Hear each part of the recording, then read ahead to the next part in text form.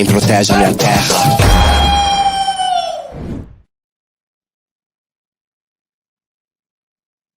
Olá, meu nome é Luiz Davi, sejam todos bem-vindos, bem-vindas e bem-vindos ao TEPI, Teatro e Povos Indígenas. Eu estou com uma camisa preta, sou um homem branco, estou com a barba nesse momento grande, uso brincos, ao fundo tem uma parede branca e um quadro de um povo tradicional do Peru, chamado Paratepuia, um presente de um amigo.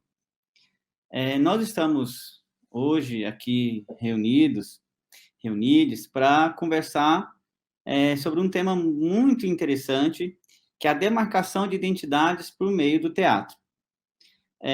Nós estamos com uma mesa, com um time aqui reunido, que a gente tem um grande alcance no Brasil. Estamos com o João Ni, artista indígena do Rio Grande do Norte, que fica bastante presente em São Paulo também.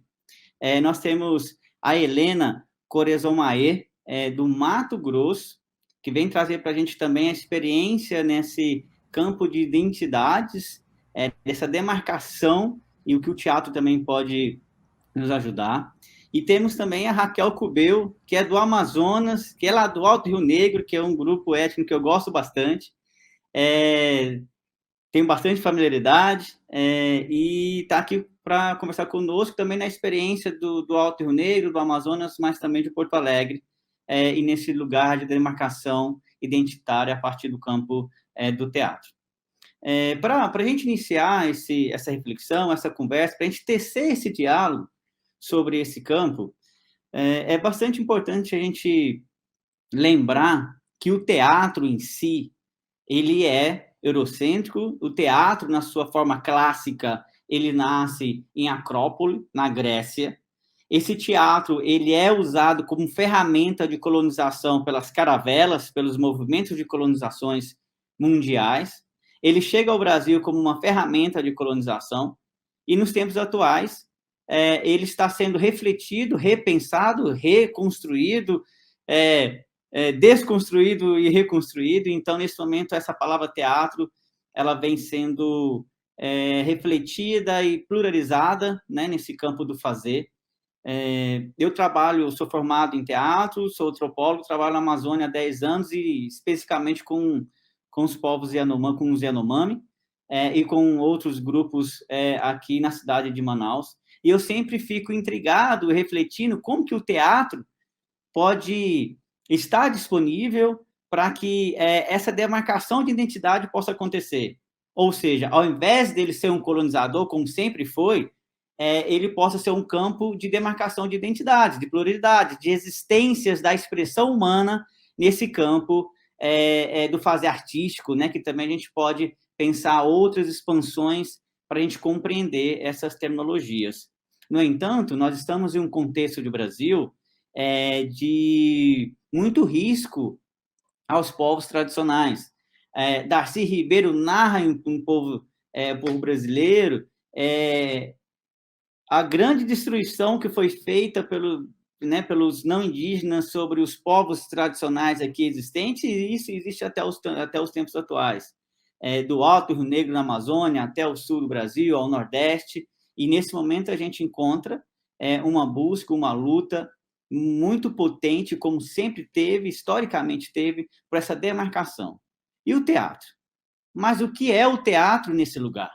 O que é o teatro para o João, que sai lá de Natal, do Rio Grande do Norte, de um contexto bem específico de silenciamento, ao ponto de alguns teólogos falarem que não existia indígena naquela região? Como é o teatro para o João, que está agora em São Paulo e está buscando essa identidade, essa demarcação de presença, né? Como é o teatro para a Helena, que está no Mato Grosso, que é uma região que a gente conhece, que nós sabemos, que tem toda uma questão de conflito do agronegócio com os povos tradicionais, ao ponto da gente ver povos tradicionais viverem à margem entre uma fazenda e uma estrada, né? Então, o que o teatro pode nos dar como uma demarcação nos ajudar, nos ser um campo expandido dessa expressão humana, dessa voz, e também como o teatro pode trazer um contexto para Raquel, né, que sai do Alto Rio Negro, está em Porto Alegre, e nessa busca de uma identidade enquanto mulher, né, enquanto indígena, nesse contexto que muitas vezes é silenciado. Então, nós abrimos nesse momento para a gente tecer esse diálogo sobre esse tema, e aos poucos a gente ir construindo, encontrar formas, reflexões, sugestões e muitos questionamentos de como nós podemos olhar para essa demarcação de identidade através dessa arte, através dessa arte teatral. Então, eu abro aqui a roda para a nossa conversa, eu abro esse campo de diálogo, e nesse momento eu passo o bastão, vou usar até uma terminologia do teatro, que vem ali dos pianos, né, que chega pela USP e logo cresce no Brasil. Então, eu passo aqui para o João, para ele vir com as suas considerações iniciais. Seja bem-vindo, João. É uma pessoa que eu admiro bastante, já venho acompanhando textos e falas também em lives, etc., né? Conheço o Ricardo também, lá do Rio Grande do Norte. Então, venho acompanhando arquétipos, venho acompanhando alguns movimentos teatrais lá da região e também me acompanhando de sua luta em São Paulo. Seja bem-vindo. Oi, Davi. Luiz Davi, é isso mesmo, né? Pensei que tinha errado. Oi, Davi, boa tarde. Caro Porã, Tiande Caruca, Helena, Raquel, todo mundo que está assistindo a gente aqui no Tepi. Muito obrigado pela lembrança, pelo contato, pelo convite para estar aqui hoje. Eu sou uma bicha potiguara, né? Indígena, tô com um piercing no septo, um bigode preto, uma barbicha, o cabelo raspado dos lados, com uma franja quase Rihanna, um colar de prata, uma camisa regata azul marinho. A minha pele tem algum tom de terra aí, um marrom, e atrás de mim tem um fundo virtual que é uma máscara de Ayan, né, dos Guaranis do Paraguai. E nesse momento, além da apresentação, que eu também falo já como que o teatro me move, como que tem essa perspectiva de identidade dentro do teatro, né? Então, eu tenho uma sensação, Luiz, que eu não sei se a palavra é busca, sabe? Eu não sei se eu tenho buscado. A sensação que eu tenho é de cada vez conscientizado o que já está posto, sabe? Eu não estou indo atrás de nada, eu estou querendo cada vez ficar mais para entender o que já é. E aí eu sempre penso que meu corpo me sabe mais do que eu sei, né? Porque a gente tem essa perspectiva de pensar muito com o cérebro e a gente tenta pensar com todos os poros, né? Então, as coisas já estão, as coisas já são, só que a gente às vezes não sabe dizer, não sabe como narrar, como explicar, né? Então, eu acho que o teatro, como essa ferramenta contracolonial que eu tenho brincado de dizer, tem fortalecido muito essa escavação, essa conscientização da minha identidade, da minha família e de muitas outras pessoas do Rio Grande do Norte, né, que é o estado com a menor declaração indígena do país, segundo o último IBGE de 2010. Aí você, assim, sem querer pensar na perspectiva apenas fenotípica, mas você anda pelo Rio Grande do Norte, por Natal, e você vê que muitas pessoas são indígenas, né? Só que essa ficção, essa narrativa birracial construída com a chegada das caravelas, ela fez muitas pessoas indígenas se sentirem negros, acharem que são negras, por causa que só a medição é a tonalidade de pele. Muitas pessoas negras acharem que são brancas também, pela perspectiva só da cor de pele mais clara, né? Então, quando a gente entende essa perspectiva tão imatura, tão jovem ainda do que é a perspectiva étnica nessa plurinação, né, a gente entende que a cor da pele não faz sentido nenhum, que pessoas de pele mais escuras, pessoas de pele mais claras já existiam aqui antes das caravelas, né? Então eu acho que entender através do teatro, do muito meu trabalho, e eu acho que de alguma maneira, pensando na arte, pensando na cultura como um território, né? O imaginário, a virtualidade, a subjetividade, o sonho, a espiritualidade, como quiser chamar, são territórios, eu acho que, de alguma maneira, entendendo cada vez mais o meu trabalho artístico como espiritualidade, eu tenho demarcado imaginários para que, através de imaginários, pensamentos, narrativas, cultura e realidades se modifiquem, né? Então, eu acho que esse clássico aí de que não sei nem se pode chamar como teórico, né? Esse mito de que não existe mais indígena no Rio Grande do Norte, atribuem a fala do folclorista Câmara Cascudo, né? Eu sou amigo dos descendentes dele, né? Inclusive, um beijo para a Alana, né? Que é minha amiga, e para a mãe dela, e elas falam que, tipo, ele nunca falou isso, né? Então, eu fico procurando esse documento, se tem algum documento que ele fala isso, porque, assim, hoje em dia é uma vergonha dizer que é o guardião dessa frase ou desse pensamento, né?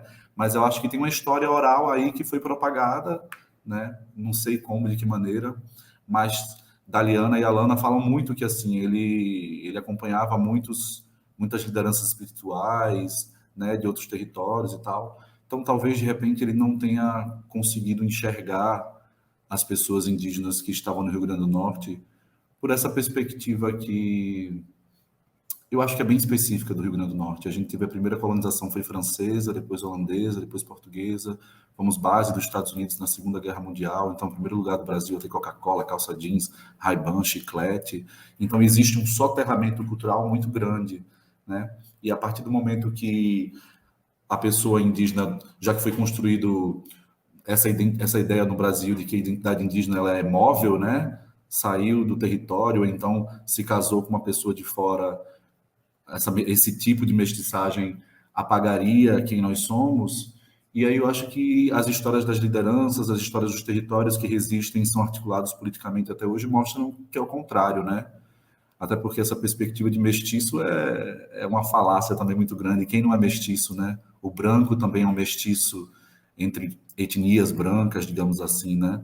Então, esse termo mestiço ele surge nos Estados Unidos para miscigenation, né? De perder o conhecimento, a memória de quem você é. Então, se a gente consegue isso através das nossas famílias, continuar essa memória, continuar essa história, essa reencarnação científica que eu brinco, né? Porque o sangue que corre em mim é o mesmo sangue que corria nos que vieram antes de mim, né? Eu estava ali em sangue.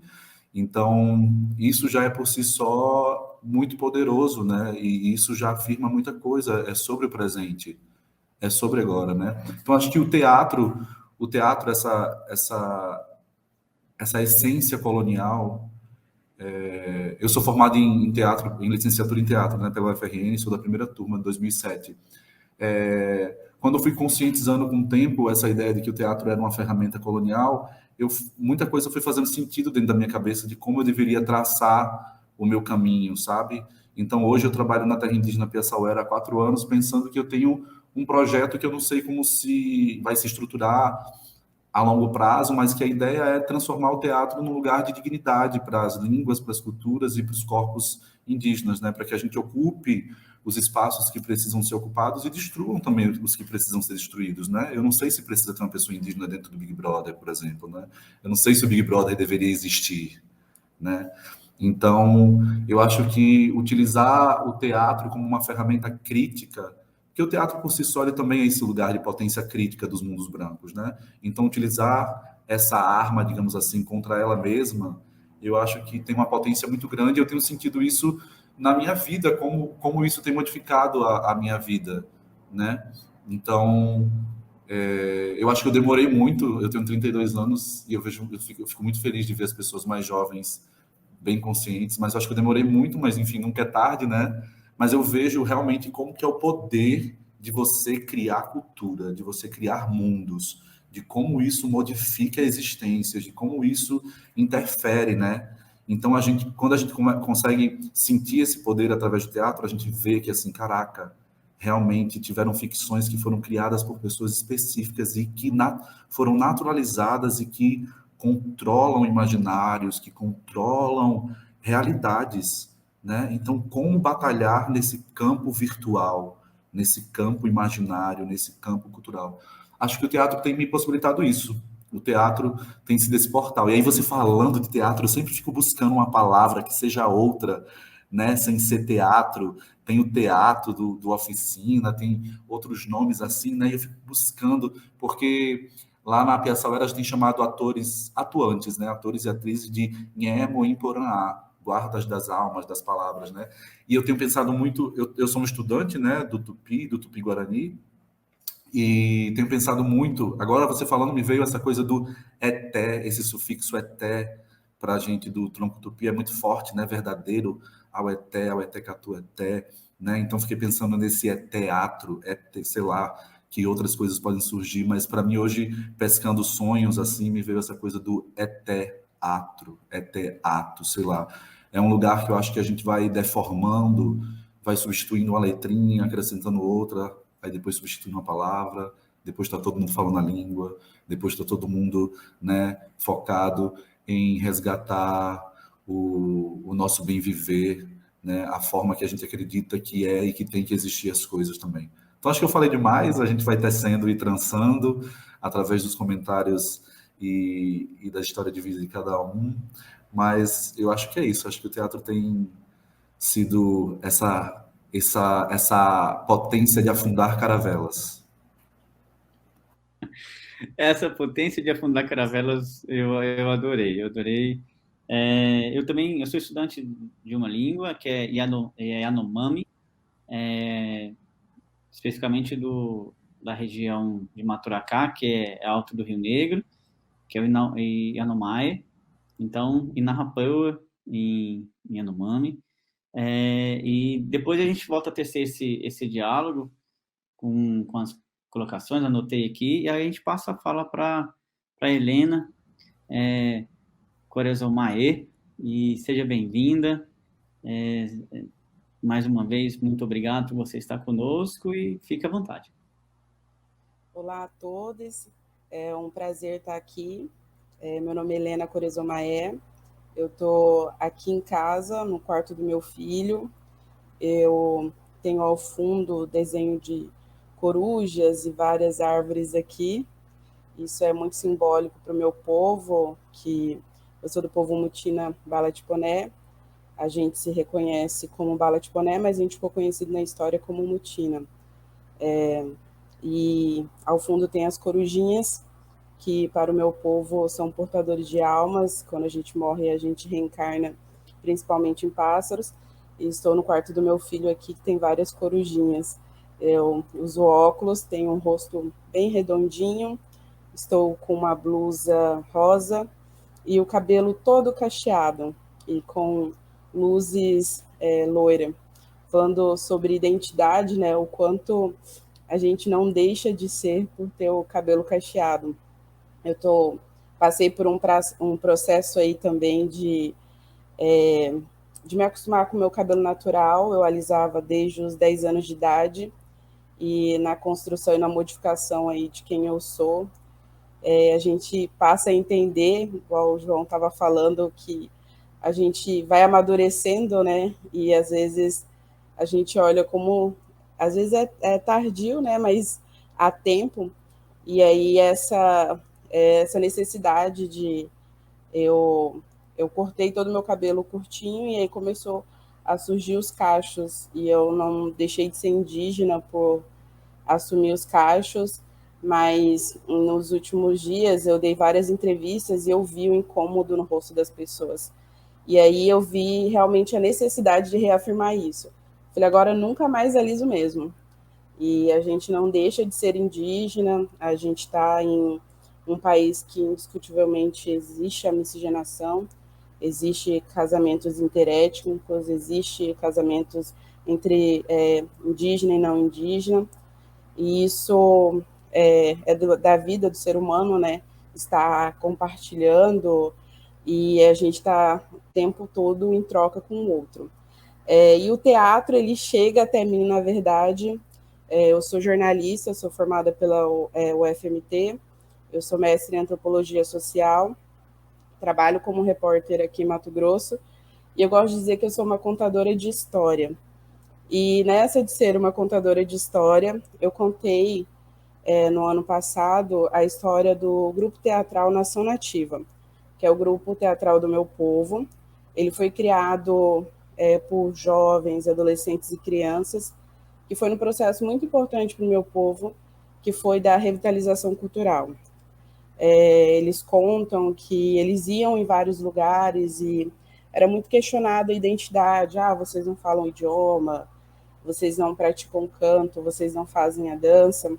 E outros parentes indígenas também questionavam.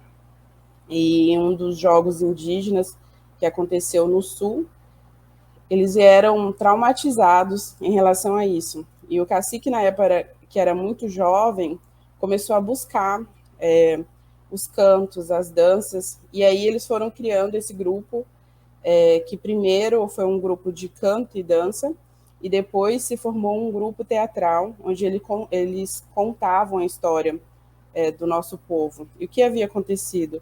Que as pessoas falavam, vocês não falam, mas sem entender a história. A gente foi um dos povos que teve a interferência de Rondon, muitas etnias foram trazidas para o nosso território, nós fomos proibidos de falar a nossa língua, praticar os nossos cantos e as nossas danças, e as pessoas muitas vezes desconhecem esses detalhes que são super importantes em todo esse processo, para as pessoas entenderem até onde a gente está, né? O que a gente é hoje, a gente tem que entender a nossa história para poder ver onde nós chegamos. E quem é hoje o povo Mutina, né, o povo Bala-Tiponé, é importante se conhecer a história. E aí a gente passou por tudo isso, e a gente fala que os nossos anciões lutaram pela sobrevivência, garantir a continuidade do povo. E nós, enquanto jovens, deveríamos lutar pela revitalização da cultura. E isso foi um trabalho coletivo da nossa comunidade, que envolveu os jovens do grupo, mais professores que foram para a universidade, fizeram pesquisas, também teve o envolvimento de lideranças, dos nossos anciões, que eram detentores desse conhecimento, e falavam, nós tínhamos um ancião que falava ainda na língua, o Julaparé, que foi essencial para a contribuição dos cantos, e aí nasceu o Grupo Teatral Nação Nativa. Eles viajaram, era formado principalmente por crianças e adolescentes, ele se encerrou em 2000, hoje a gente tem vários grupos na nossa comunidade que fazem apresentações dos cantos e danças, mas não no formato como eles faziam, que era contando essa história e tudo. Alguns jovens falaram que foi incrível contar, encenar a sua própria história, e aí encenar a história do nosso povo. E eles falam que, apesar de não terem experiência nenhuma com teatro, é como se eles sentissem toda a dor do nosso povo e conseguissem transmitir isso para o público. Eles viajaram principalmente o Centro-Oeste, fizeram teve um papel muito importante, faziam um trabalho em escolas, em eventos, atingiram um grande público, mas encerraram as atividades em 2000. Hoje esses jovens estão com 36 anos, 34 anos, são pais de famílias, continuam trabalhando na nossa comunidade em diferentes áreas, mas o grupo teatral não existe mais. E aí eu conto essa história em um livro que foi divulgado no ano passado, através de relato desses jovens e do cacique que criou o grupo na época. E aí chega para mim essa história, que eu achei incrível. Eu conhecia um pouco, mas eu era muito pequena, então eu não vivenciei tudo isso.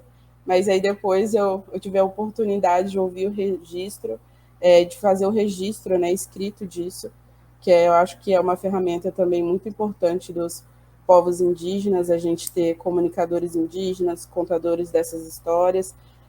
Hoje, em Mato Grosso, eu sou a única jornalista indígena, eu trabalho na filial na TV Centro-América, que é afiliada da Rede Globo, e estou aí sempre pautando para que os povos indígenas estejam em destaque. A gente vai falar para que a sociedade envolvente conheçam e entendam, conheçam os povos indígenas. Em Mato Grosso nós temos 43 etnias, mas é um estado que têm muito preconceito em relação aos povos tradicionais, desconhecem as comunidades tradicionais, têm visões totalmente estereotipadas em relação aos povos indígenas, e que a gente tem muitas comunidades que ainda estão lutando pela demarcação do seu território, então vivem em conflito. É uma realidade não tão gritante quanto em Mato Grosso do Sul, mas também é uma realidade também que não é plausível. A gente tem indígenas em regiões de fronteiras que sofrem muito, sem acesso, sem apoio de órgãos, sem saúde adequada. E nessa pandemia a gente viu isso, o quanto foi gritante também. Mas a gente continua aí na luta, contando histórias, relatando fatos, mostrando e dando destaque aí para as nossas lideranças e os povos tradicionais de Mato Grosso. Muito obrigado, Helena. Muito obrigado pela sua fala muito potente. Depois a gente retorna com alguns pontos que você destacou. Raquel, seja bem-vinda, representando o povo cubeu, representando a ponte Amazonas e Sul do Brasil. Fique à vontade. Olá, boa tarde a todas, todos, todes. Eu sou a Raquel Cubeu, né? Então, eu sou uma mulher indígena, eu tenho cabelos curtos, de cor castanho escuro, né? Tenho o rosto arredondado também. Estou usando um brinco de miçangas, vermelho, amarelo e azul.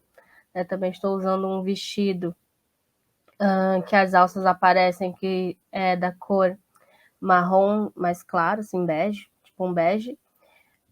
E no meu fundo, aqui é o escritório da minha casa, tem alguns artesanatos, né, da cultura Imbiá-Guarani, que é uma mulher indígena, também uma onça, que acho que não dá para ver muito bem, e uma parede, né, no fundo, verde, também com algumas palhas, né, de tucum. Obrigada, né, mais uma vez por estar junto aqui com os parentes, também com você, Luiz Davi, né, também João, que conheço, né, de um tempo aí, virtualmente, também a parenta Helena. Então é um prazer, né, uma honra, também me sinto muito honrada de estar aqui falando, também como uma indígena, né, pertencente ao povo cubeu, né, de realidades que eu venho pensando também de como que o teatro, né, as artes perpassa isso, né, não o teatro em si, né, como os parentes também, como o João colocou, mas a questão da nossa vida, né, a gente chega aqui, a gente não vai falar sobre a arte bonita, estética, com as penas, com a vestimenta, ou só com a língua, né, desconectada daquilo que é a cultura de cada povo, né, então eu sou uma pessoa que também durante essa fase da juventude, né, que começou a participar de alguns debates, né, e de trocar ideias com outros parentes. Acho que isso é importante também. Acho que eu me despertou para essa luta muito mais fortemente pela luta que eu conheci de outros parentes, como os parentes do grupo de Irobaiá, né, que é o Anderson, a Sandra Nanaína, a Caissara, né, que me mostraram outro ponto de vista, que é fora esse de consumir muito produto do Ocidente, sabe, questão de música, questão de cultura, dessa assimilação que a gente passa principalmente na cidade, sabe. Venho de um povo que é da região do Alto Rio Negro, do Valpés, que é o povo cubeu, né, povo Pamiwa, mas cresci na cidade, né? Cresci na periferia de Manaus e já conheci tudo aquilo que é um letramento na língua portuguesa, na língua do colonizador, né? Até as pessoas, mas tu fala português tão bem, né? Não teria como não falar bem se foi o letramento que eu recebi, né? Foi empurrado para mim a cultura colonizadora, né? Mas graças aos nossos ancestrais, nós temos a memória, né? A mesma memória, aquela que se apresenta de um modo mais que é um coma colonial, né? Que nos soterra, não quer nos matar nós, a nossa cultura sendo que nós estamos vivos, vivas, né? Então, acredito que esse contra-colonial que a gente mostra que nós estamos vivos, vivas e que estamos presentes, né? Mais do que as pessoas imaginam, né? Contra essa invisibilização, né? Até as pessoas, nunca ouvi falar do povo cubeu, nunca, pode até falar para parente, nunca ouvi falar do nome do teu povo, sabe? Então, pensa, nos mais de 300 povos, nos bilhões de milhões que tinham aqui nesse território, né, de Abya-Yala, nós somos aquilo que disseram que a gente não sobreviveria, que a gente não conseguiria, né, historicamente, né, tem teorias que falavam que a gente não ia sobreviver, né, no tempo contemporâneo, só que a gente está aqui, a nossa arte também, o nosso modo de vida também como modos contemporâneos de ser, né, até utilizando aqui dessas novas tecnologias de comunicação, né. Então, eu vejo que a arte me perpassou de um modo, principalmente da luta, né, de falar na língua materna, né. A minha mãe, né, eu sou cubeu, mas também teve essa questão dos casamentos interétnicos, né. Então, a minha mãe, o meu avô casou com uma mulher tucano, né. Então, a gente sabe que a educação, né, das crianças esse convívio principalmente com a mãe e com a língua materna também, né, dependendo da cultura, né, mas na minha família foi a partir da língua tucano, né, que a minha mãe entende hoje, mas também não fala, né, não pôde ensinar para os filhos, não pela sua vontade, mas pela questão da educação cristã missionária na região do Rio Negro, né, quem conhece sabe a realidade de lá, que houve toda uma violência, né, um etnocídio, genocídio dos nossos parentes, seja da questão violenta direta, mas também as questões das doenças, né, minha família, né, também passou por questões,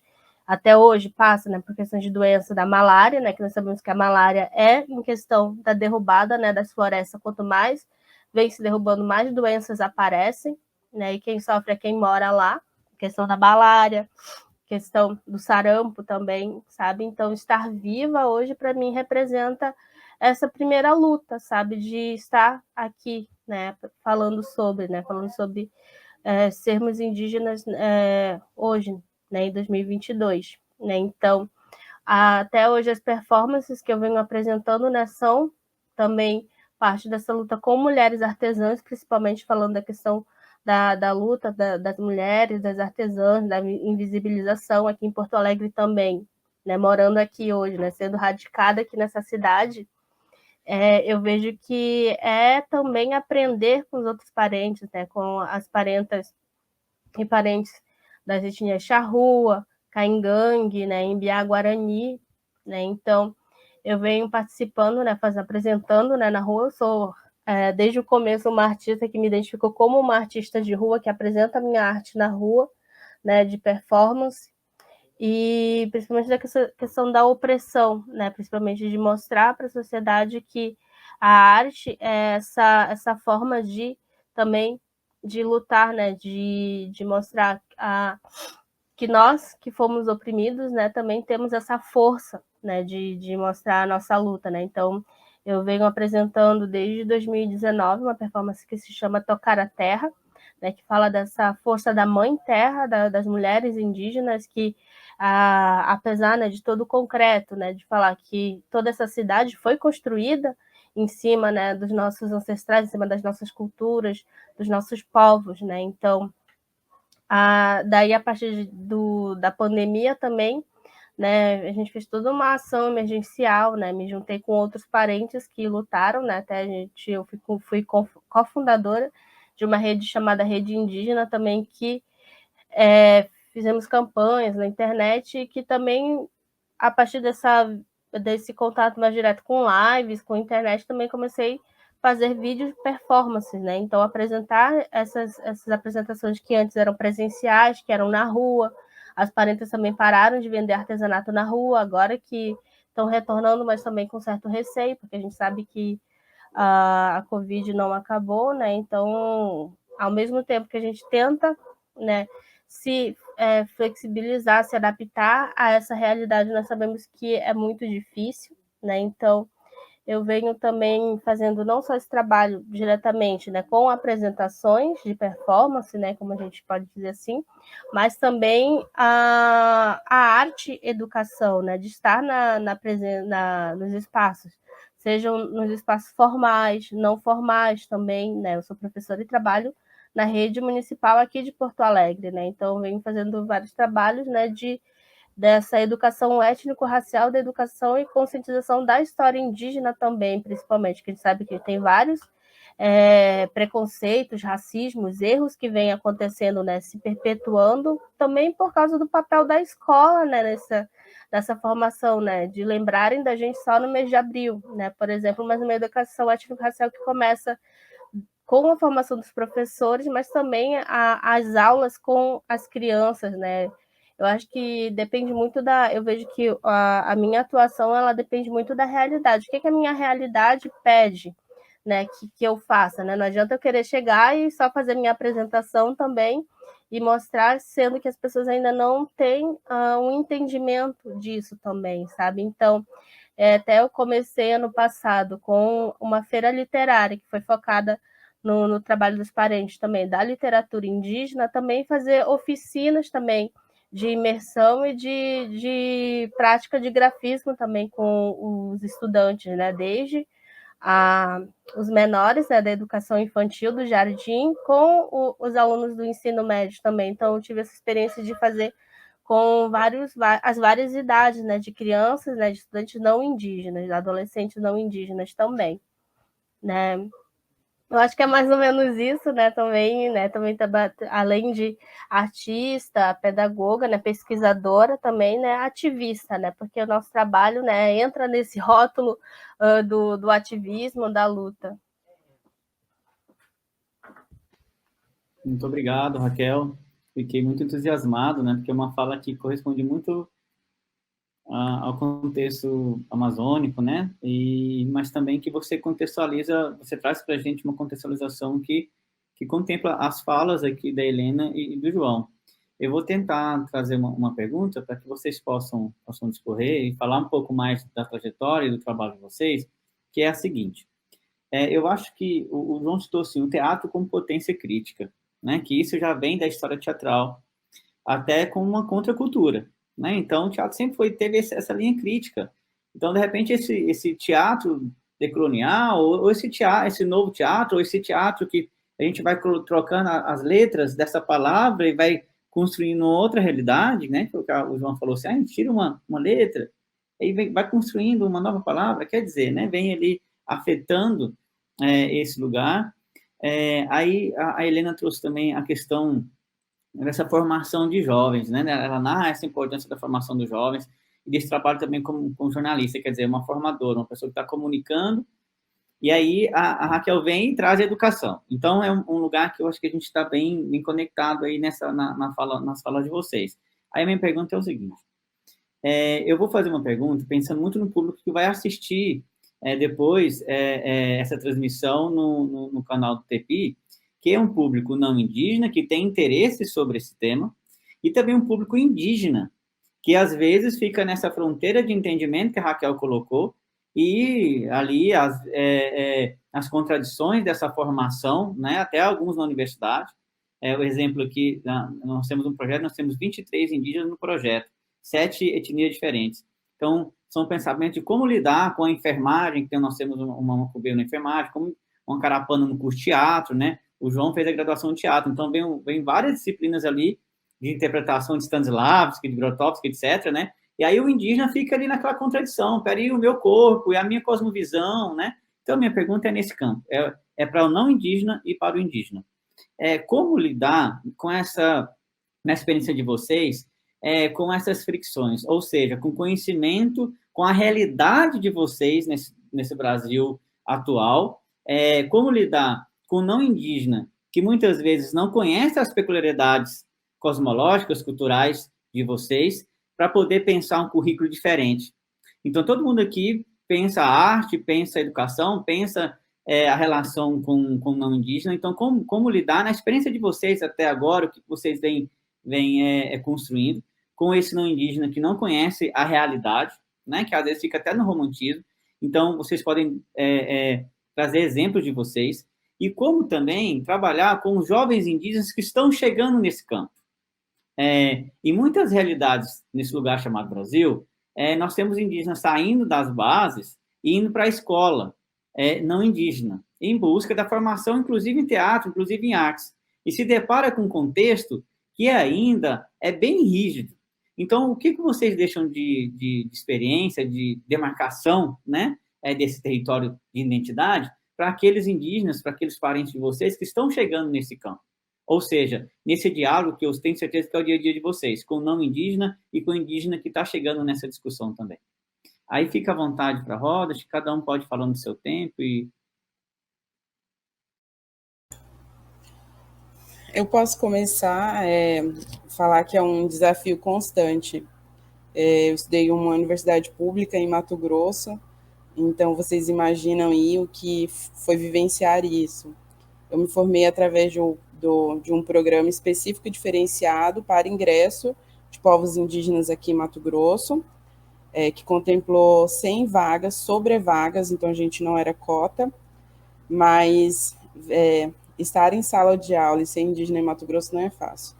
A gente era o primeiro, eles falam como se fosse um teste para a continuidade do programa. Hoje o programa já parou, ele não deu continuidade, mas a gente fazia o vestibular só para estudantes indígenas. E as coordenadoras iam até as coordenações do curso e perguntavam: tem como oferecer sobrevaga para os estudantes indígenas? Muitos falavam que não, alguns cursos elitizados não aderiram. Com o tempo conseguiram, mas houve muita desistência de indígenas. Muitos, hoje, os principais profissionais que a gente tem em diferentes áreas se formaram por meio desse programa na UFMT, mas a gente vivenciou uma realidade extremamente preconceituosa, de pessoas que falavam que tinha que haver um preparo da universidade para poder receber a gente, de professores que falavam que deveria ter um curso, algo para poder receber os estudantes indígenas, como se a gente tivesse ser moldado a eles. E muitos estudantes sofreram diversos episódios de preconceito, com o professor falar: sai daqui, sai da minha sala, você é um índio que não quer nada, e toda a generalização que se tem dos povos indígenas de Mato Grosso. E finalizar um curso é uma grande vitória. Cada estudante que passou por isso e concluiu o curso sabe a sua trajetória, como foi difícil. Foi difícil porque não tinha bolsa, foi difícil porque a gente foi atrás de parcerias, a gente foi o primeiro grupo de estudantes que foi na FUNAI de bolsa. Lá chegando, a gente chegou com um grupo de estudantes no MEC, e eu lembro até hoje da cara da segurança vindo desesperada. Os indígenas estão chegando, chamando vários outros policiais e barrando a nossa entrada. E a gente estava com uma reunião marcada com coordenadores do MEC para falar sobre assistente estudantil e bolsa. Você vê quão surreal é a imagem e o que a gente tem que enfrentar todos os dias e lutar pelos nossos direitos. Então, é uma luta constante, não é fácil, é passar por realmente muitos obstáculos todos os dias, de pessoas que deixam muito claro que não querem que você esteja ali. Eu passei por episódios de professores falarem que eu não era indígena porque eu tinha mestrado, eu não era indígena porque eu era muito inteligente, então eu não parecia indígena. As pessoas vão dar o tempo todo desqualificando o ser indígena. E hoje utilizam do meu cabelo para dizer que eu não pareço indígena. Mas a gente não precisa provar, né, para ninguém, a gente é e pronto. É como se a gente tivesse que estar o tempo todo provando para o branco algo, e na verdade não. A gente está ali, a gente vai conquistar esse espaço, a gente vai estar ali sim. E hoje a gente tem um número muito grande de jovens formados na minha comunidade, em diferentes áreas, e foram jovens que passaram por muita coisa. Nós tivemos muitas mulheres que foram mães durante esse percurso, então estudante chegou a ter 2, 3 filhos durante a vida universitária, e não existia bolsa, não existia creche, não existia nada, e dá-se um jeito, e bolsa atrasa, não tem dinheiro, aí vende as coisas, paga o aluguel, sobrevive esse mês, aí no outro vem a bolsa. Então, cada estudante indígena sabe e tem uma experiência aí muito uma vivência muito sofrida fora da aldeia, que é um lugar de comunhão, onde tudo é compartilhado, e na cidade a gente enfrenta uma dificuldade muito grande mesmo. E estar nesses espaços a gente é o tempo todo testado. E quando você é muito bom, você também é questionado a sua identidade quanto indígena.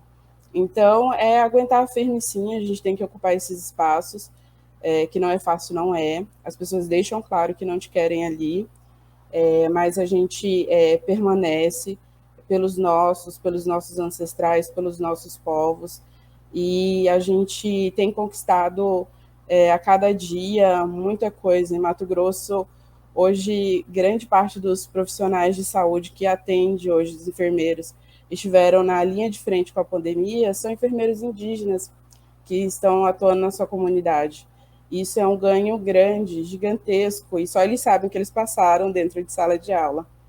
E essa é a minha experiência enquanto viver fora, né? Até hoje eu vivo. Hoje o meu filho é uma criança autista, então faz um tratamento também muito específico, em ambientes também muito elitizados, onde o tempo todo também é se questionado isso. Mas a gente está ali e a gente permanece e a gente está marcando o nosso espaço.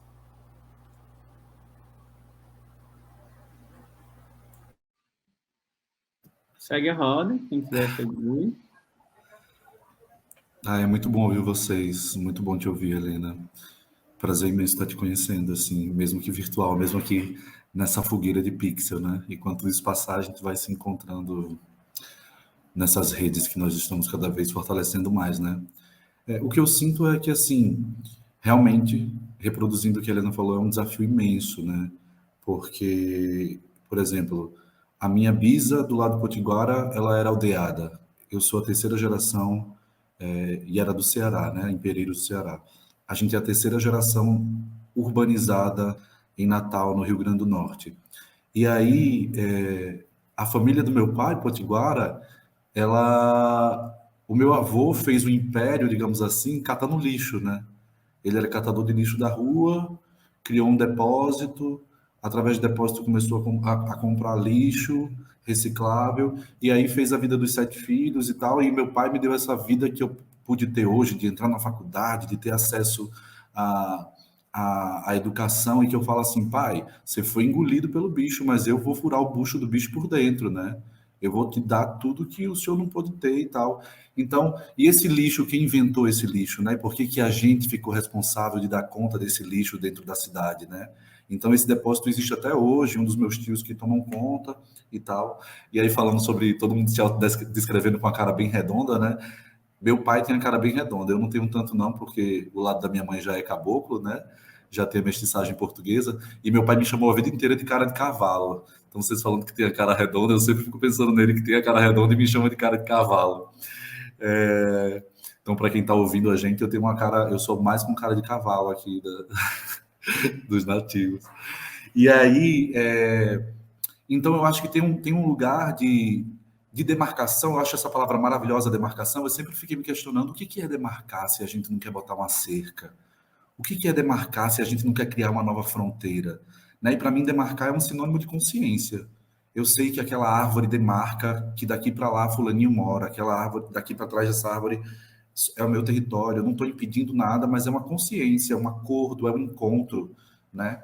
E Cacauerá fala muito isso, que a colonização foi um desencontro, né? Eles nunca nos viram, continuam não nos vendo. Então é por isso que olha para o cabelo caracolado de Helena, olha, sei lá, para Raquel com celular e fala, você não é indígena, né? Porque foram criados na escola com o entendimento do indígena como a figura do índio romântico, né? Criado pelo cinema e pela literatura, e que é o indígena só que vive dentro da Amazônia, no meio do verde, né? Aí será que o Nordeste, então, essa terra que tem, ao contrário da Amazônia, que é a pulsão de vida, o Nordeste que é a pulsão de morte, que tem a caveira do boi, será que tinha gente vivendo nessas terras, né? Será que não tinha nativo no Nordeste? Então, eu acho que é um desafio imenso ficar desconstruindo tudo isso que construíram sobre a gente, né? E aí por isso que eu falo que eu demorei, e eu acho que a minha trajetória também ajuda junto com as lideranças do meu povo, dos territórios do Rio Grande do Norte, que são minhas lideranças também. Eu acho que as nossas trajetórias ajudam as pessoas a terem uma consciência agora menos ardilosa do que a nossa, de que teve que desconstruir tanta coisa para começar a construir, a reconstruir, né? Então, poxa, hoje nós temos 3 escolas bilíngues no Rio Grande do Norte, né? Na Catu, no Amarelão e no Tapará, né? Tapuia, Potiguara. Nós temos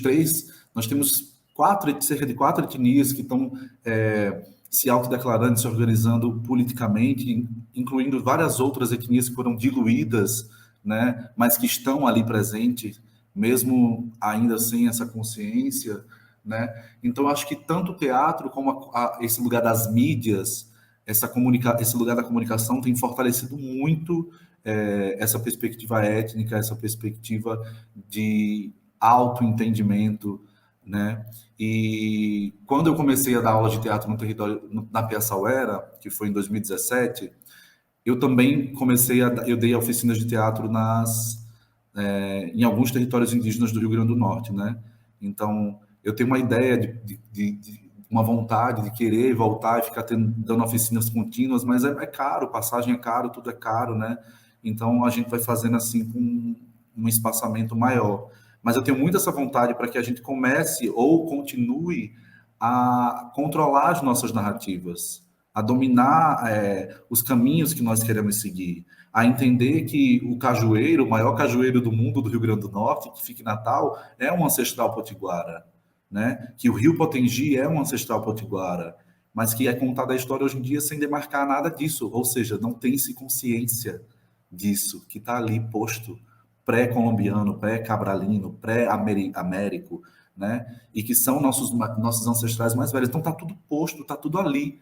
É só a forma de ver a mesma coisa que foi enganada, né? Colocaram véus na nossa frente. Então o meu desafio foi, durante muito tempo, retirar todos esses véus, de conversar com minha família, de entender que meu avô e que meu pai que criava peba no quintal, que isso é cultura da gente, que era carne de caça, né? De mesmo na cidade ainda tem isso. Poxa, caramba, então eu tenho que falar sobre isso, porque isso não pode se perder, né? E hoje em dia a gente fala assim, caraca, que celular é esse que tu tem? É original ou é o peba?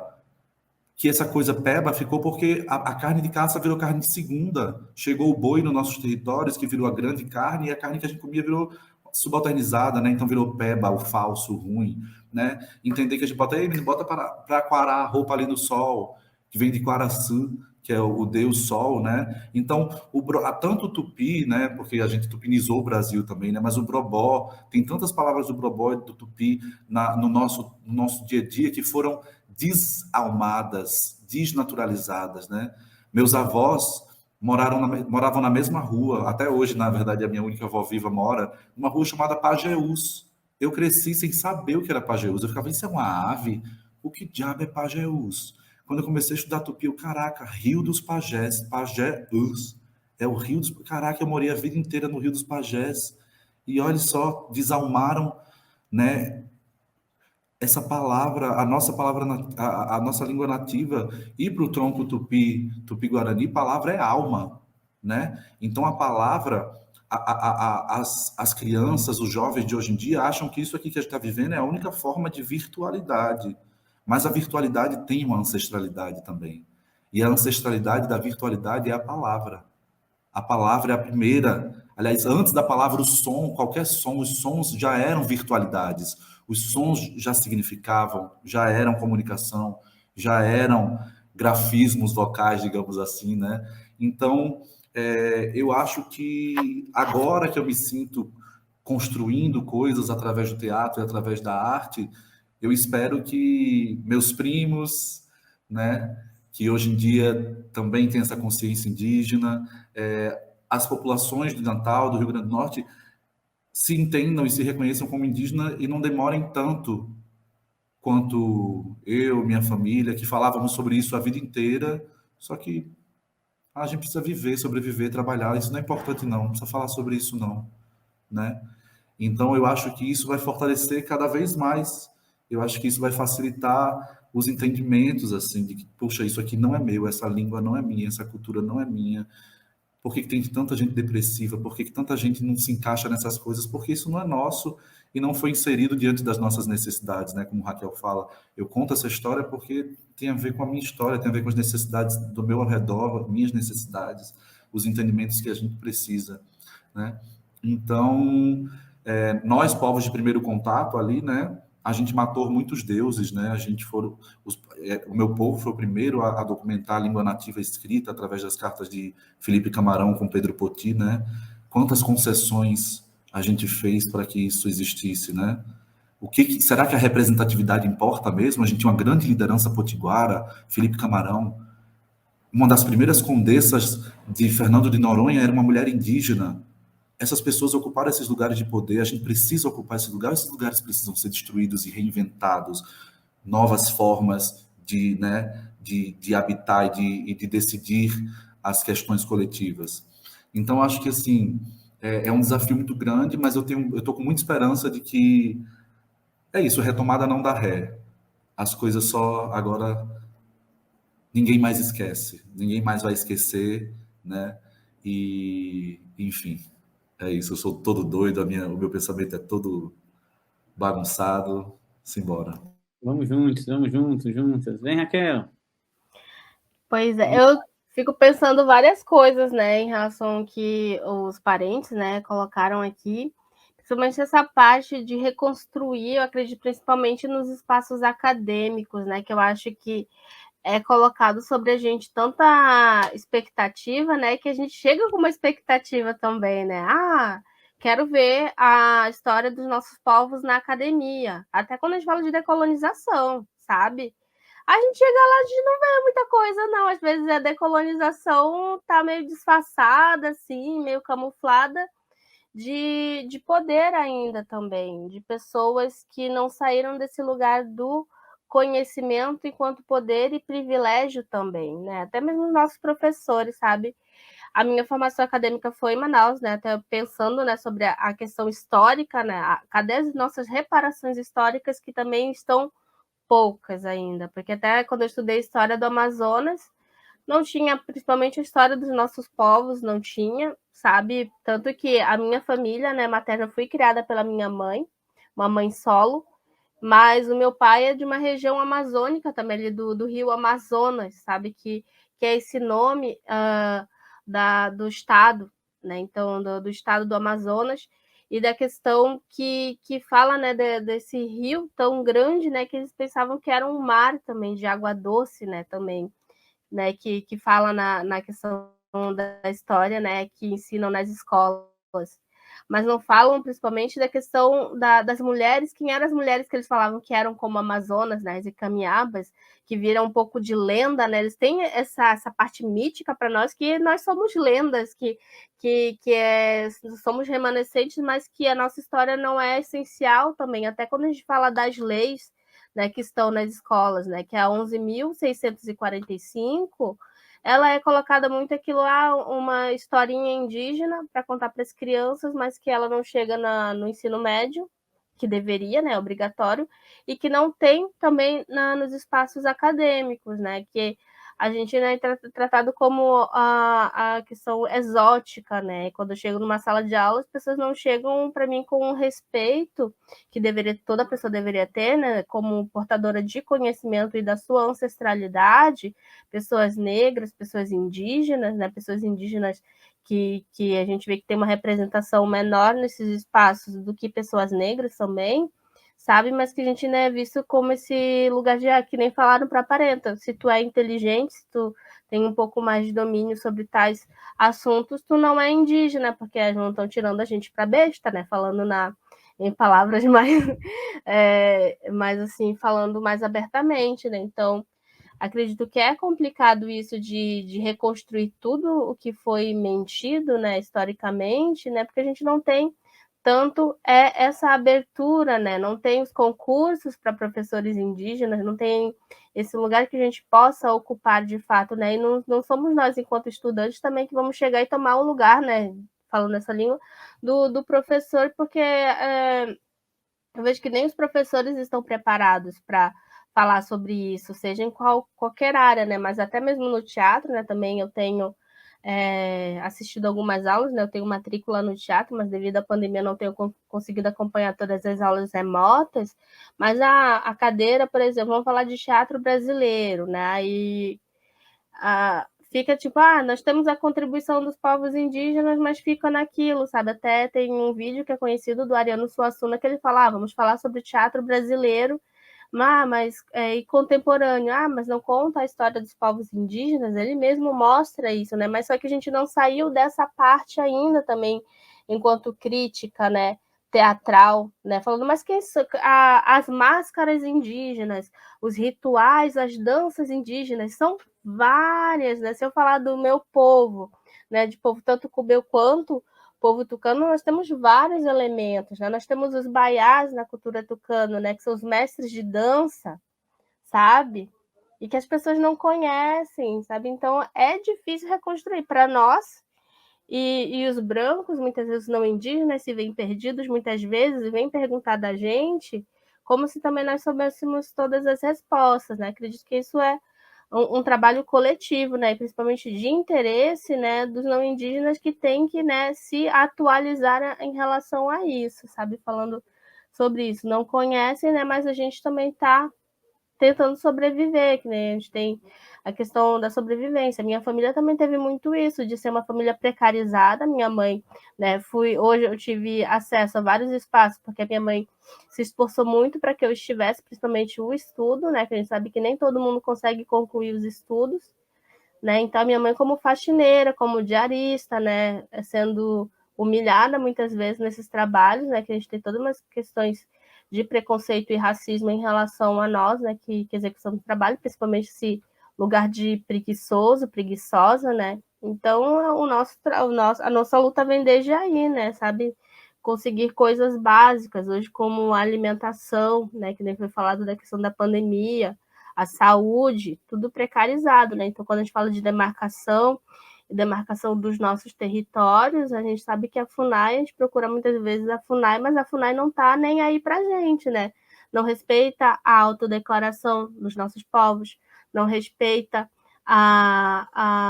os territórios que não estão homologados, que são vários, né? Então, vem desde essa discussão política, né? Tem várias outras preocupações que às vezes a gente não consegue, né, acompanhar tudo, né? Às vezes eu estou na academia, mas às vezes eu tenho que faltar uma aula porque tem uma outra coisa urgente para resolver, sabe? E hoje, né, eu não estou morando no meu território, mas moro num território que é de território de povo tradicional também, que é quilombola, né? Eu sou uma indígena que sou casada com uma liderança quilombola, né, que é o Renato Alves, né? E que hoje eu moro num território quilombola urbano também, na cidade de Porto Alegre, que poucas pessoas conhecem também, sabem que existe, né? Mas é quilombola, indígena é indígena, né? Mas tem sim, né? Tanto que o primeiro parente, né, que foi vacinado das crianças é uma criança que é indígena, que é quilombola também, porque mora num território quilombola. Né? Obrigado. Eu vou tentar, está indo assim, finalmente aqui do tempo, tentar fazer uma pergunta final para todos falarem, também que vai ali coadunar um pouco da fala de cada um. Que acho que todos aqui falaram desse lugar ancestral, né, da sua família, do seu povo, do seu território. No Brasil é muito usada a palavra comunidade, eu tenho um pouco de dificuldade com ela, até pela minha experiência com os povos tradicionais aqui no Alto Rio Negro. Mas a minha pergunta é assim, eu vou fazer uma pergunta que eu venho acompanhando o TEPI desde a primeira edição, né, muito parceiro aí de todo esse debate, é algo que está no meu coração, e aí é uma pergunta que sempre surge, e eu também fico com ela quando eu vou para a terra indígena aldeada. Eu trabalho com os Yanomami e tem grupos que não falam português, tem grupos que nunca foram na cidade. E a gente tem todo um trabalho para poder segurar os direitos que existem, para não demarcar terra, para não tirar terra, para não virar garimpo, né? Nós tivemos aí algumas movimentações do atual governo sobre isso. Então, eu queria fazer uma pergunta para vocês, a partir do tema e do que vocês falaram, que é assim, demarcação de identidades por meio do teatro. Como essa demarcação de identidades por meio do teatro, que vocês estão realizando, que vocês estão fazendo, como vocês colocaram aqui, pode ajudar os povos originários que estão lá nas aldeias, demarcados, e que ainda não conhecem esse termo teatro, esse termo arte. Ou seja, em alguns debates do TEPI, como a gente não tem um público aqui interagindo, em algumas lives, eu fico vendo as pessoas perguntarem ou falarem que, muitas vezes, o teatro e povos indígenas fica muito no contexto dos povos tradicionais em contexto urbano. Quer dizer, os povos tradicionais que estão inseridos em contexto urbano ou ali nas redondezas, eles estão ali acompanhando, estão cientes, estão nesse lugar, né? Estão conhecendo esse teatro e povos indígenas. Mas aí tem essa questão da multiplicidade originária, né? Que é esse lugar chamado Brasil, e várias realidades, e cada realidade é muito específica. Então, como essa demarcação de identidades por meio do teatro pode ajudar aquele grupo que ainda está lá na aldeia, que ainda está, ou que está na aldeia, está presente na aldeia, e que não precisa dessa palavra, por exemplo, né? Mas que precisa de outras coisas. Então, como que a gente está inserido nesse contexto? Eu falo como professor universitário do curso de teatro, e aqui dialogando com vocês, como nós podemos fazer que essa demarcação que vocês estão fazendo pode ajudar aqueles que estão lá. Aí eu tenho essa função... Eita, quer falar? Ia começar junto, né? Pode falar, João. Então, vamos lá. Tem uma coisa que, assim, me pega bastante, é que esses povos, eles estão num território que muitas pessoas falam que é o Brasil profundo, né? Falar, no Brasil profundo tem indígenas isolados, indígenas que vivem aldeados e nunca tiveram contato com a cidade. Quando, na verdade, esse é o Brasil superfície, né? É o Brasil película. É o lugar onde menos o Brasil chegou e, na verdade, eu acho que a gente luta para que não chegue. Então, eu acho que... Eu tenho esse sonho, eu não romantizo, eu não acho que a arte, eu não acho que a cultura apenas, né, vai demarcar os territórios e garantir os direitos básicos que a gente luta desde antes da Constituição, mas que desde a Constituição disseram que em 5 anos ia estar tudo demarcado, né?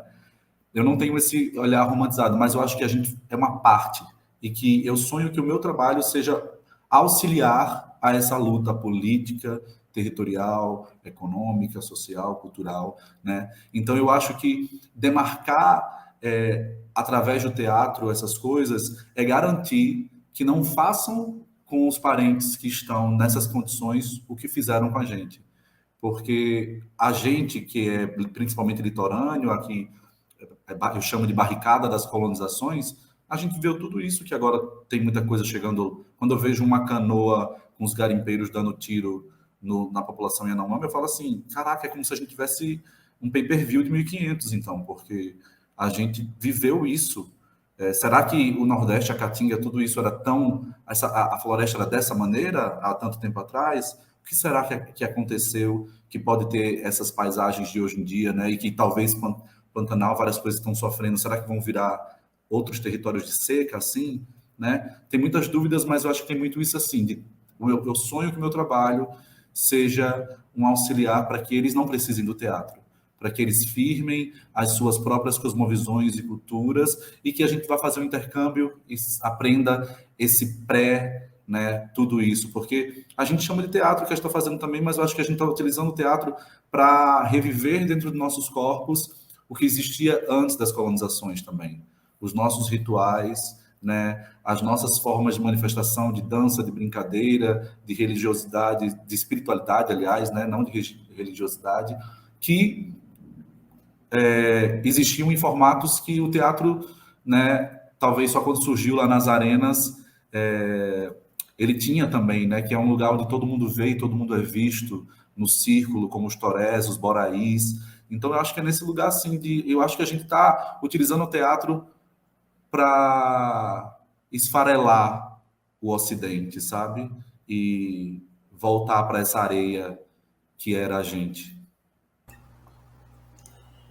Só lembrando que a gente pratica o teatro desde pequeno. As nossas avós, ao contar a história para a gente, elas fazem performance. A forma de contar, a trilha sonora, a construção, tudo como é feito é uma forma de teatro, é uma forma performática de trazer a informação. E os povos indígenas, tradicionalmente, têm uma contação de história através da oralidade. E a gente faz essa oralidade, a língua com sotaques da nossa forma, e é uma forma de teatro.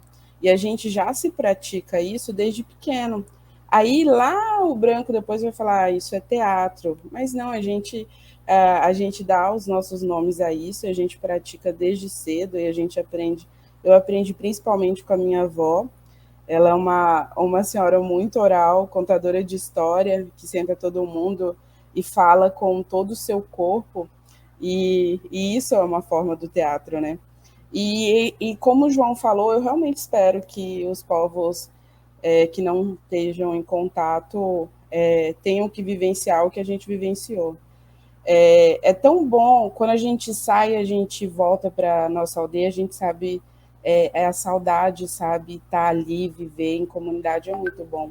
E tudo que a gente quer, a gente vem passar a semana trabalhando ou estudando, e a gente não conta os minutos para voltar para a nossa comunidade, viver ali do nosso jeito de ser e viver, né?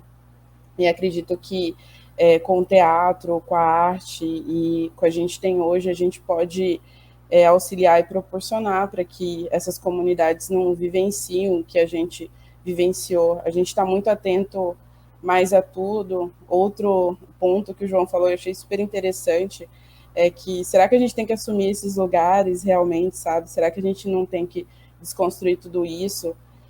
A gente fala muito quando a gente vê períodos históricos e a gente vê algumas lideranças indígenas, digamos que se vendendo, e a gente fala como, né? E hoje a gente vê indígenas e do meu estado apoiando o governo Bolsonaro. E como explicar isso para os nossos filhos daqui a alguns anos, para os nossos netos? A gente vivenciou isso. A gente teve indígena apoiando o governo Bolsonaro, apoiando o governo que disse atrocidades sobre os povos indígenas e que em todo o seu governo fez de tudo para não fornecer nada para os povos indígenas. Só perseguiu as nossas maiores lideranças, como Sônia Guajajara, como Raoni, e indígenas que fizeram documentos em favor e contrários a essas lideranças. E é realmente assumir, acabar, às vezes, com esses espaços e fazer do nosso jeito e transformar e fazer com que a gente tenha um mundo melhor para se viver.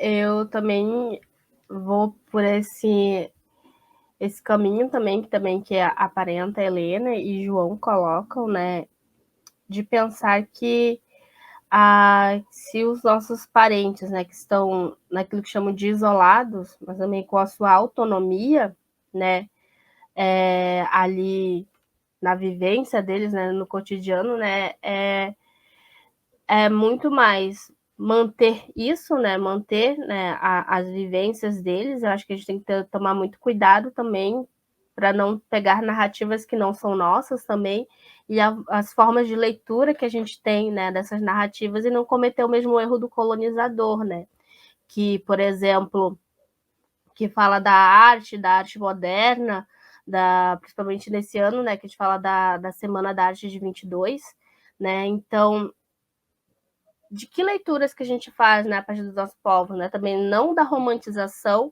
e não também de uma adaptação também dessas vivências, né, porque eu vejo até quando falam do povo tupinambá também, que também tá no Nordeste, também tem povo tupinambá no Norte, da questão até mesmo da antropofagia, né, e do sagrado, né, a gente está falando de povos sagrados, né, de vivências sagradas, né, então não tem como a gente pegar e usar puramente a questão estética ou a questão de que nós somos salvadores também. Ninguém aqui vai salvar ninguém, né? Ninguém tem esse poder, né? Então, eu vejo assim que tomar esse cuidado de principalmente pensar, né, nas trocas, né? Na verdade, trocas, né, nessa relação, né, pluricultural também, né, sabe? Então, a gente está aqui, 3 povos diferentes aqui, eu já aprendi um monte e já pude também falar sobre a realidade também, né, do meu povo e dessas outras vivências, sabe?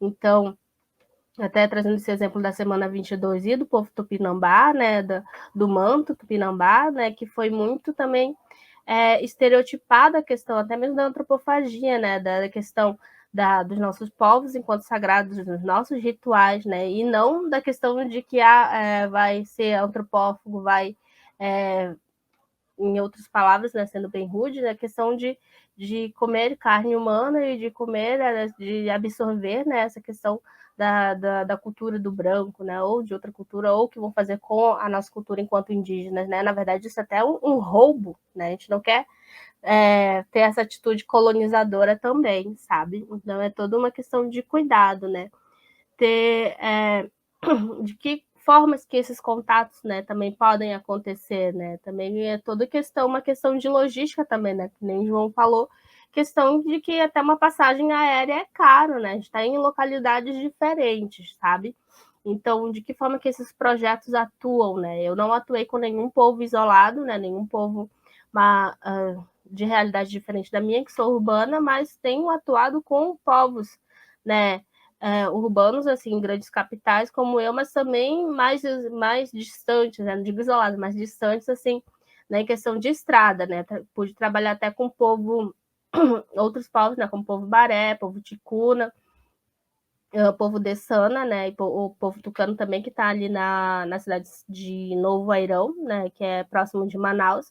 E pude realizar algumas oficinas, né? A gente tem algumas oficinas, né? Eu vejo que outros parentes têm feito em performance também, mas tem trabalhos que se chama corpo-território, né? Então, os nossos corpos enquanto corpos territórios, né? Então, os nossos parentes que estão lá na vivência, né? Autônoma, mais distante, né? Quanto mais distante, melhor, né? Dessa civilização que nós temos, né?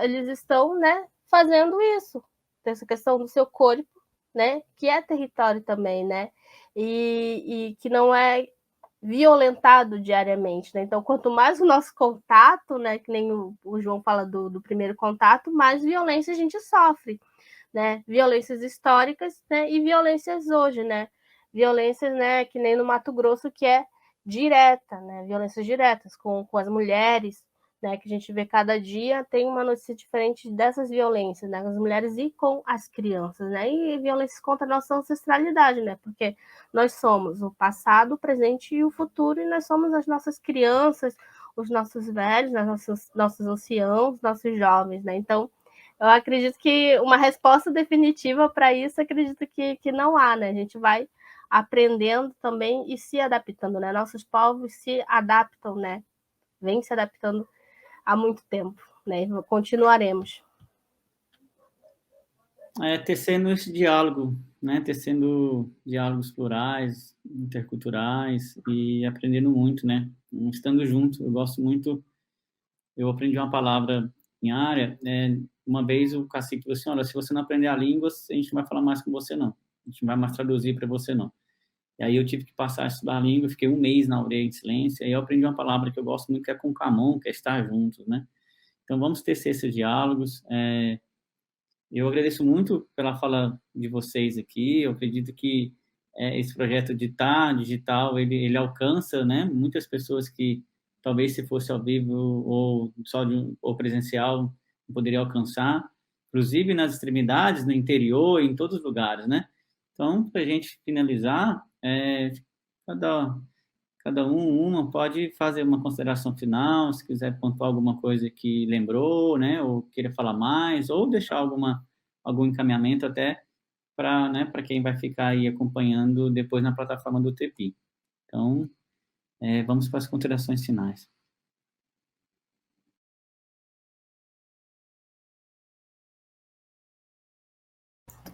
Agora foi o contrário, né? Eu fiquei esperando, eu falei, o João vai falar, então eu vou esperar.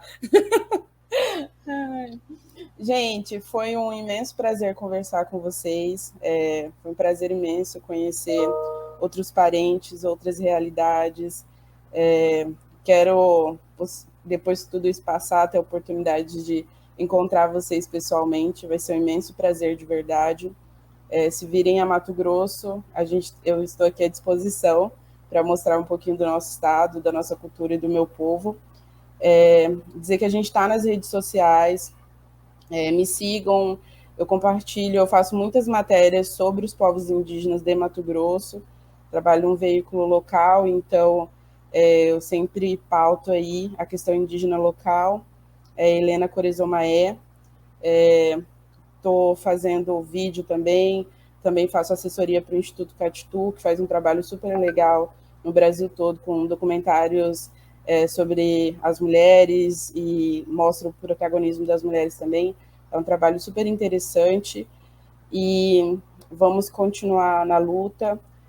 A gente tem que seguir lutando pelos nossos povos. Os povos indígenas resistem há muitos anos. A gente, uma vez eu ouvi de um professor da universidade que os povos do Brasil não eram detentores de grande conhecimento. E olha onde a gente está, né? Aqui até hoje. E a gente continua resistindo. E um abraço em todos que nos assistem.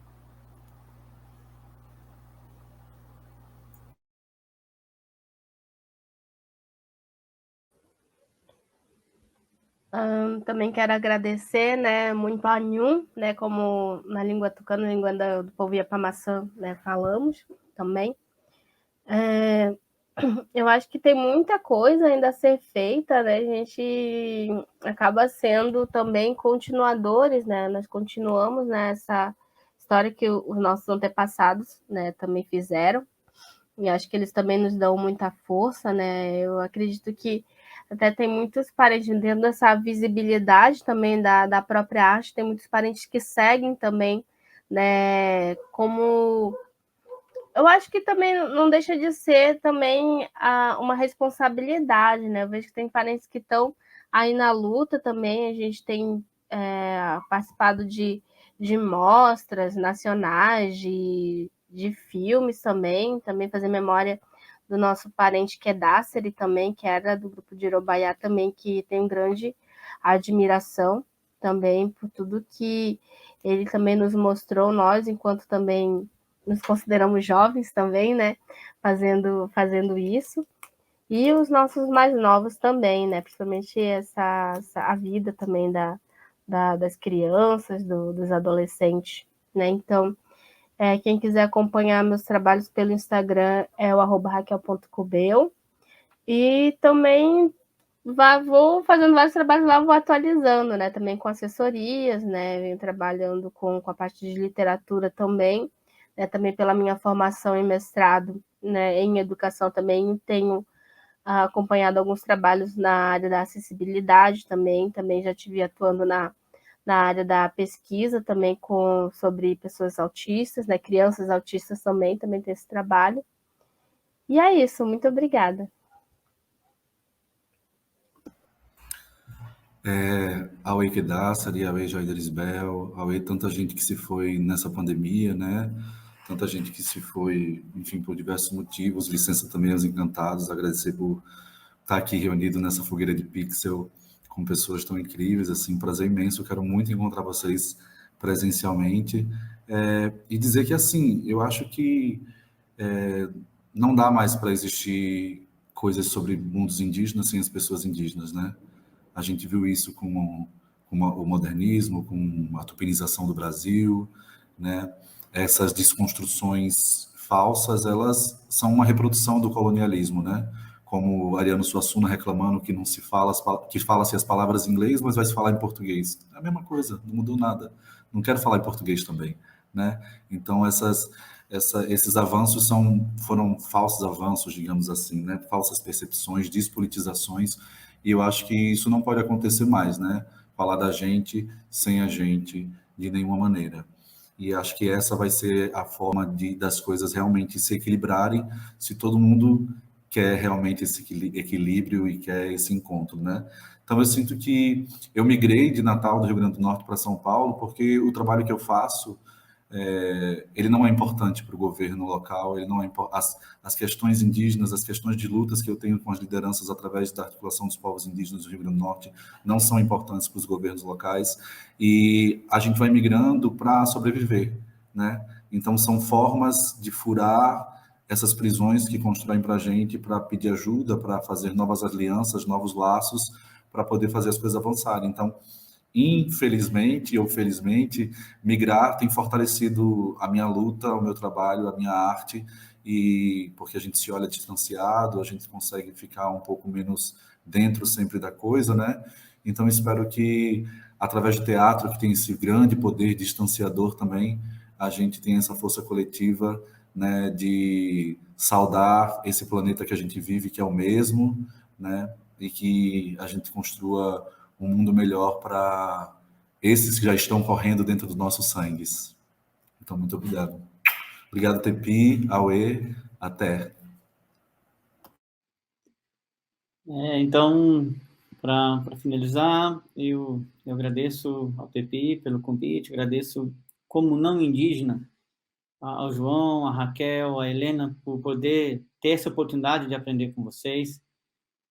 Eu digo, se algum professor assistir a esse conteúdo, seja quando for, que descolonize os currículos para que a gente possa cada vez mais ter um currículo acolhedor. E, então, eu peço a todos que assistirem essa transmissão que sigam o João nas redes sociais, a Raquel, a Helena e vários indígenas que estão aí lutando, estão nas redes sociais, colocando toda a realidade para que a gente não indígena possa conhecer a realidade de cada canto desse lugar chamado Brasil, a realidade de cada luta dos povos originários e como professor, se tiver algum professor indígena ou não indígena, que a gente siga na luta para olhar para esses currículos de uma forma como o João falou, como a Raquel falou, como a Helena falou.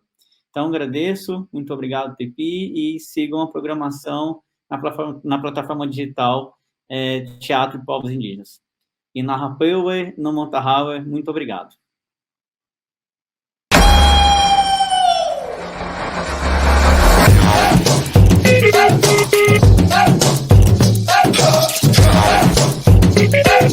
Deixa eu te mostrar quem protege a minha terra.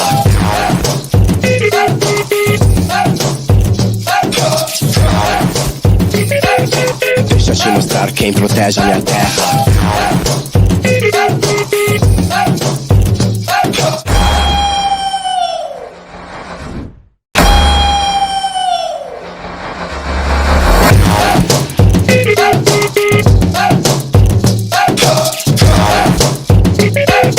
Deixa eu te mostrar quem protege a minha terra.